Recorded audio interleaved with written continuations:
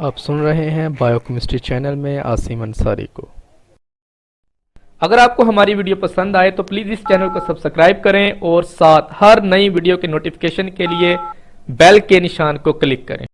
आज का हमारा सवाल है एम्पेरिकल फार्मूला और फार्मूला यूनिट में फ़र्क क्या है। तो पहले हम देखते हैं एम्पेरिकल फार्मूला को। किसी कंपाउंड का वो फार्मूला जो उसमें मौजूद एटम्स के दरमियान सादा तरीन अददी निस्बत को जाहिर करता है, एम्पिरिकल फार्मूला कहलाता है।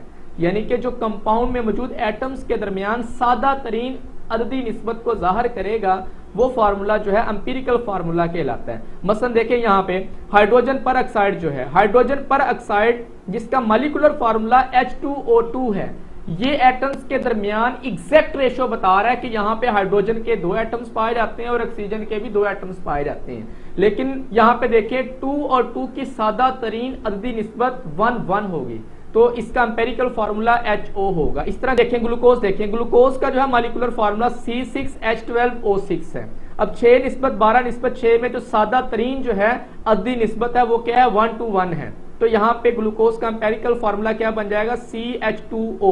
ये CH2O ये सादा तरीन अददी निस्बत है।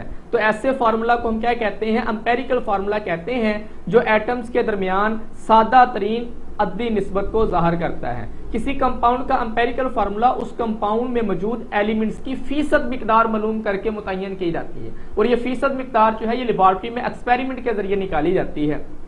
अब देखिए जिस तरह मिसाल के तौर पे हमारे पास सिलिका रेत है, रेत जो एक कोवलेंट कंपाउंड है उसमें सिलिकॉन और ऑक्सीजन सादा निस्बत 1:2 में पाए जाते हैं। मतलब वहां पे सिलिकॉन का 1 एटम है और ऑक्सीजन के वहां पे 2 एटम्स हैं, 1:2 की रेशो है। तो लिहाजा SiO2 जो है वो सिलिका यानी कि रेत का एम्पिरिकल फार्मूला है।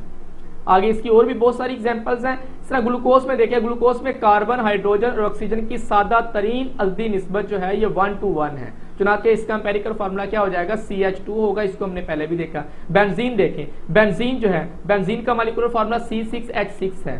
तो ये 6:6 जो है इसकी जो सादा तरीन अददी निस्बत है वो क्या होगी, 1:1 होगी। तो लिहाजा बेंजीन का जो एम्पेरिकल फार्मूला है वो क्या हो जाएगा, वो CH हो जाएगा। आगे हम देखते हैं फार्मूला यूनिट को। किसी आयनिक कंपाउंड्स का वो फार्मूला जो उसमें मौजूद आयंस की सादा अददी निस्बत को जाहिर करता है, फार्मूला यूनिट कहलाता है। या हम ये कह सकते हैं कि आयनिक कंपाउंड की नुमाइंदगी करने वाला सादा तरीन यूनिट, आयनिक कंपाउंड की नुमाइंदगी करने वाला सादा तरीन यूनिट जो है उसका फार्मूला यूनिट कहलाता है।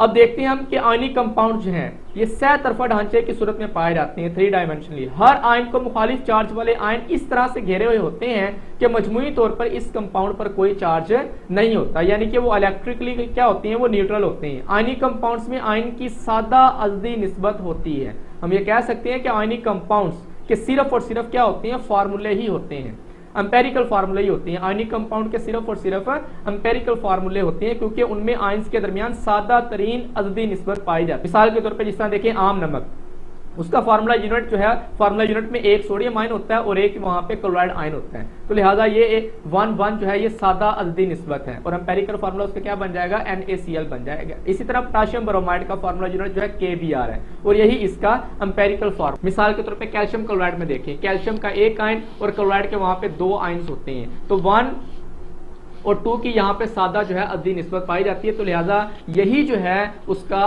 कैल्शियम क्लोराइड का जो है वो एम्पेरिकल फार्मूला होगा।